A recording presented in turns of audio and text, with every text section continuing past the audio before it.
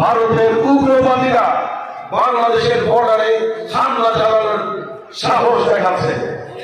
আর বাংলাদেশেও 2-4 জন দুরাচার গভীর রাতে মুখে কাপড় বেঁধে বাংলাদেশ বিরোধী মিছিল করার সাহস পাচ্ছে। আমরা আজকের এই বিশাল গণসমাবেশ থেকে ভারতের প্রতি আবেদন জানাবো, ভারতের সঙ্গে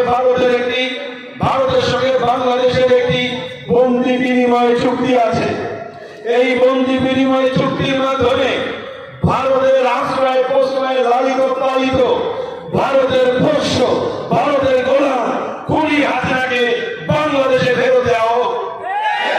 আপনারা কি চান? আপনারা চান?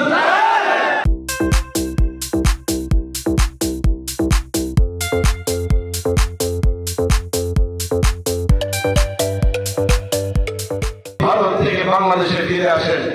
তিনি বাংলাদেশ থেকে যাওয়ার আগে বলেছিলেন শেখের মেয়ে পালায় না, বলেছিলেন না? কিন্তু আমরা কি দেখলাম, হেলিকপ্টার ওড়ার আগে তিনি উড়ে গেলেন। শেখের মেয়ে যদি না পালায় তাহলে হেলিকপ্টারে যে পালালো সে কি শেখের মেয়ে না? এটাই তো প্রমাণিত হয়, এটাই তো প্রমাণিত হয়। তা প্রমাণ হলে কি হয়, সে সম্পর্ক কি হয় আপনারা বিবেচনা করেন। প্রিয় ভাইরা, আমরা বাংলাদেশকে একটি সুখী সমৃদ্ধশালী দেশ হিসেবে দেখতে চাই। একটি সুখী সমৃদ্ধশালী দেশের স্বপ্ন দেখাই ছিল বাংলাদেশ জামাত ইসলামীর সকল নেতৃবৃন্দের স্বপ্ন। এই স্বপ্ন বাস্তবায়নে সুখী সমৃদ্ধশালী বাংলাদেশ গঠনের লক্ষ্যে তারা এই বাংলাদেশে কোরআনের আইন দিয়ে পরিচালিত হোক সেই মর্মেই সকল আন্দোলন সংগ্রাম করছিল।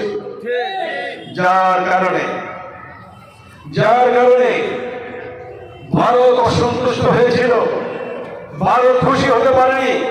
90% মুসলমানের দেশে ইসলাম কায়েম হোক, এটা ভারতের দালালেরা চায় না।